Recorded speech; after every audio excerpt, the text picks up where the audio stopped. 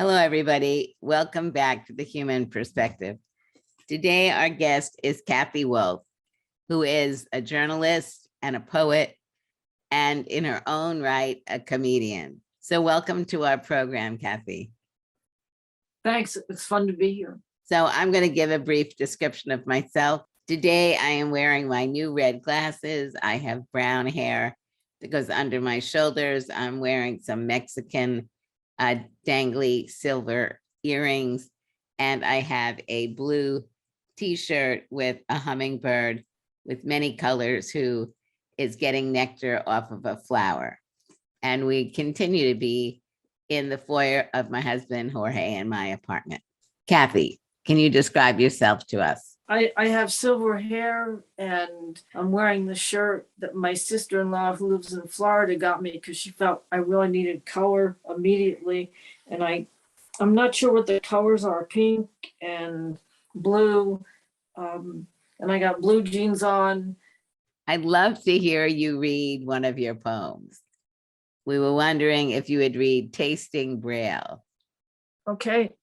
I was listening to the radio one day, and a social scientist was talking about a book called Touch, about how babies don't do well if they're not touched and held. But in the middle of everything, and he's talking on NPR, in the middle of it, out of the blue, the guy says, by the way, you can read Braille with your tongue and lips. And I just sort of thought, this is just so weird, because I don't know Braille, but everyone I know does. And I've never heard of anybody learning or reading Braille with their tongue or lips. So I kind of obsessed about this poem. I mean, or my brain did, for several months. And then one day I just sat at my desk and wrote this poem. So it's called Tasting Braille. Whitman is a foot-long sub of grass-fed beef. Falstaff, a fat onion ring. Ophelia, a wailing wine. Judas Iscariot's kiss turns my lips against themselves. Emily D makes my tongue want to fly a kite. The tongues of angels I cannot swallow. Has this been published? Yes, it was published in Poetry magazine about 4 years ago. And it was very exciting. My brother died several years ago, but we were really close. And I called my brother, who's not a poet, but I said I got into the top poetry magazine because it was started in the early 1900s, and it's published everybody, T.S. Eliot, Robert Frost, all the poets we've heard of. And I said, David, I got into Poetry magazine. And he said, great, what's its name, sis? I'll go and get it. And I said, Poetry. And he said, I know. Your poetry got in it. What's the magazine's name? And I said, Poetry. He said, I've been to your poetry meeting, sis. My butt's still sore from the last one. It went on so long. What's the name of the magazine? I said, it really is Poetry. And he goes, you guys are wordsmiths. Is that all you can come up with to call it poetry? Anyway, Poetry Foundation and Poetry, they've done a really good job, I think, in recent years, really considering the work of poets with disabilities. So like every day they have a poem of the day, and they've run the work of some fine poets with disabilities this month. And anyway, they don't tell you that your poem's going to be the poem of the day. So I woke up and I got all these emails saying your poem is poem of the day. So it was just one of the biggest thrills of my life, just to be the Poetry Foundation's poem of the day. When did you first have an interest in writing? And what type of writing did you start out with? I think like a lot of writers from the time I can remember. I've been legally blind since I was born, and I didn't talk till I was 3. So my parents were a little worried. But then when I was 3, I started talking in paragraphs. And ever since then, they said I've never shut up. But I was like, I think 6, and my brother was 3. And I just started sleeping in the attic. We've been sharing a bedroom. And my mom and dad were like, why are you sleeping in the attic? And I was like, I need peace. I have to think about and write down my stories. So I think I just have wanted to write since I've been a kid. And I wrote poetry when I was young and in college and grad school, but it wasn't very good. And I stopped and I went into journalism. And then after my partner Ann died, we had been together for 12 years, and grieving it's always difficult. And for me, I just started writing poetry again. And my bereavement counselor kind of took off her counseling hat and said, I think you have some talent as poetry. Why don't you take a poetry class? And I did. And that was about in 2002. And then I just started writing poetry. So how would you say you divide your writing between poetry and journalism? A lot of the time I'm doing journalism because it's deadlines and, trying to earn what money I can. Sometimes I write poems in spurts. I'll have periods where I'll write a poem a day for maybe a month or two, and then I'll go back and maybe do more journalism. I like doing both. I think that they feed into each other. I think journalism keeps me grounded because poets, we don't live on Mount Olympus or up in the clouds. We're very much here in the earth, in our bodies, dealing with everything from the personal to the political. But being a journalist keeps me very much grounded in things that are outside of myself, which is good. And poetry gives me a chance to be imaginative. So who is the uppity blind girl? Well, she came to me one day. Sometimes characters just come to you. So I was at a poetry reading and a poet came up to me and started asking me the kinds of questions that non-disabled people ask you, which are inappropriate, from the normal kind of how do you get around to do you sleep with your eyes closed to things about one's intimate life. And I didn't know what to say to the guy, except I just kind of was really glad that they had restrooms, at which point I went to it. But then when I came home, it was suddenly this uppity blind girl came to my head, and uppity just had all these great comebacks to this guy. I mean, uppity in a way, she's an alter ego for me. Do you include her in your poetry a lot? I haven't for a while. It's kind of like when she sort of comes by, it's kind of like, it'll be like having a friend from, I don't know, college or, some place where you worked and you were close friends with them and you didn't see them for a while, but then when they stopped by, you picked up where you left off. You've mentioned Anne, and I'm wondering if we could speak a little bit more about her. You were together for 12 years. And was she a writer also? She was not disabled. She was the office manager of the American Council of the Blind in DC. She was very interested in and supportive of civil rights. We were opposites. I mean, Anne loved gardening. I'm not unintentionally the Darth Vader of the plant world. Anne loved the country. I loved the city. That's a great explanation. How did Anne's presence inspire your poetry? I mean, we met when we were in our 30s, and we were together for 12 years, and we felt that we had found our person. And she got suddenly sick with cancer, and so her death at 46 was not expected. I can't tell you precisely how, but I think I began writing poetry out of my grief from her death.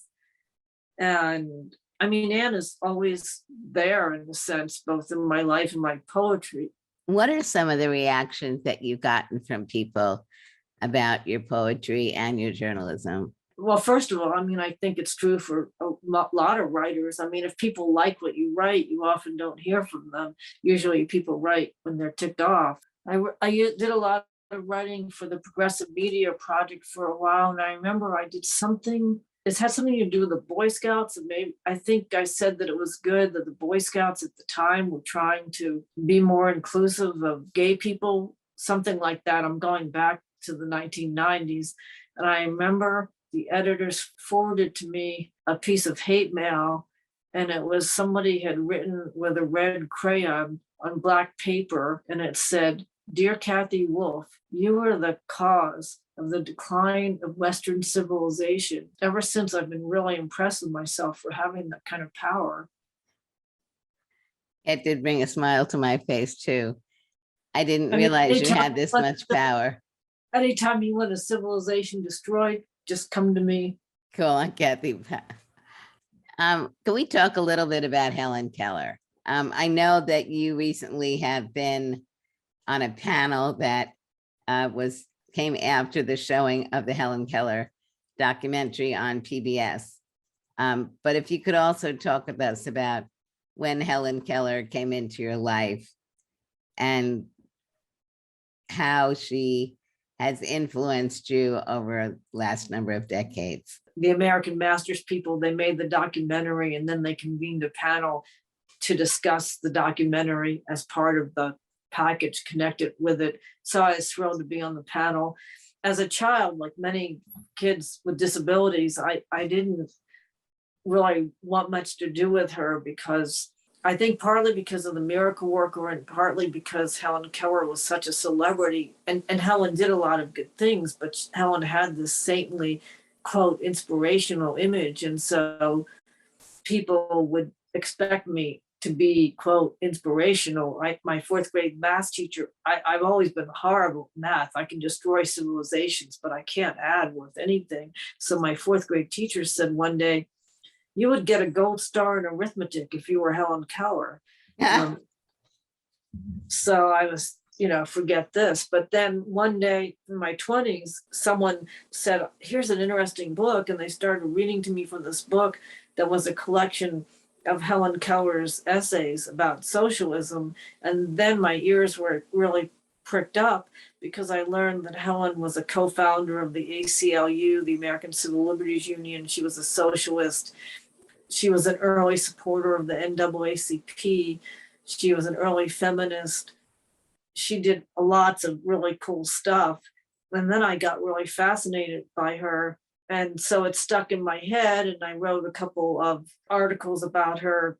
And then when I started doing poetry, sometimes poetry teachers will give you a prompt to try to get you to write something. And the poetry teacher mentioned Helen Keller, and all the stuff came back. And then I just started thinking a lot about Helen Keller.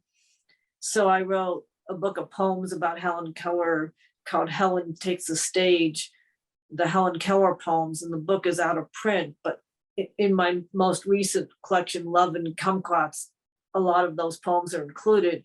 So I wrote a series of poems about Helen Keller out of her life and her voice. And they come out of the research that I did about Helen, although when you're doing poetry, you take some liberties. So have you been a mentor to any other people interested in writing either journalism or poetry?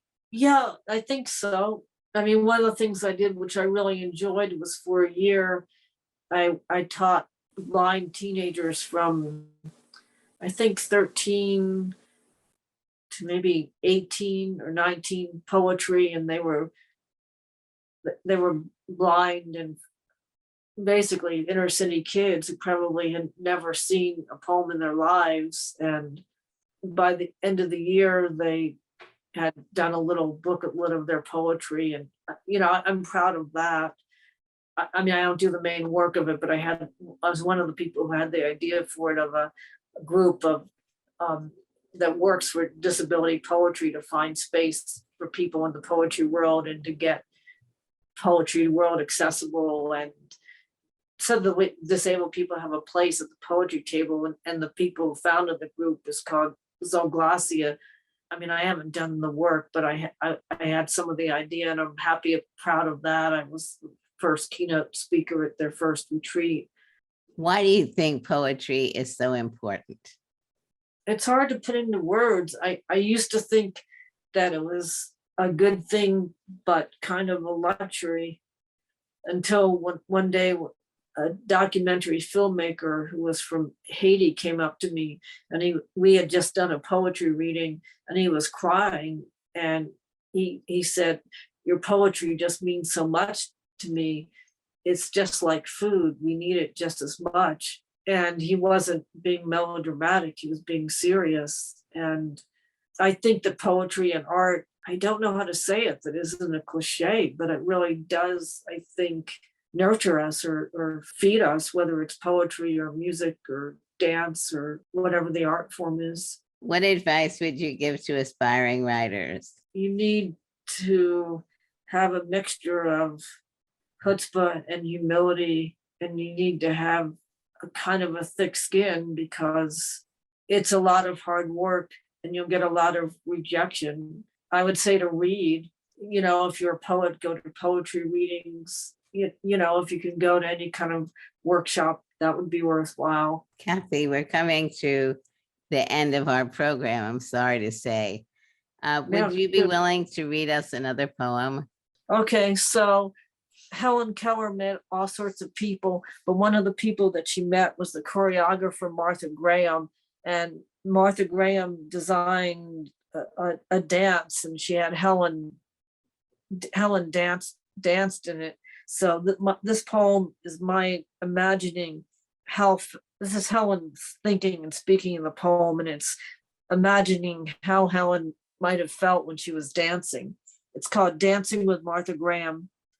Flying is only for the gods, I think, until you hold me so close, your sweat becomes mine. My sandals barely touch the ground. My silk dress melts into your organza gown. You twirl me like a pixelated top, and I fly, quick as teletype, smooth as a martini on a summer night, beyond sound, beyond sight. Beautiful. I really love that poem. Thank you. I really hope that for our listeners and our viewers that you look up Kathi's poetry. And I really want to thank you for joining us today and opening up a new world for many of us. Most importantly, I look forward to seeing you get recognition from the great work that you're doing. So thank you so much for being with us. Thank you. It was great. History won't forget us or such a minimize our pain, and so I